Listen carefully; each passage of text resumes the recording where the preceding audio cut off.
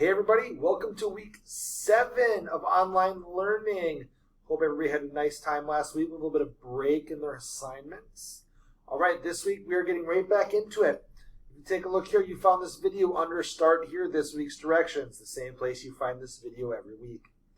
Alright, you're going to have a division example video. You need to watch this. Okay, you have to watch this.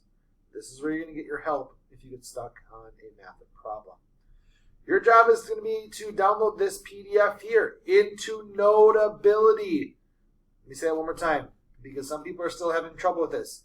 Notability. Do not use Explain Everything.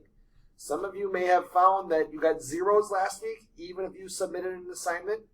It's because you used Explain Everything and it won't let me view it. You have to use Notability. Okay? You're going to fill it out, you're going to complete the assignment, and then look right here where it says Upload. That's where you're going to upload it to get your points. So this is your one assignment here, and then you also do 30 minutes on Math 180. Okay? If you have any questions, please get a hold of me. You can send me a Schoology message, you can FaceTime me, you can Google Hangout, you can email, and you can call me. Please get a hold of me if you need help. Have a great week.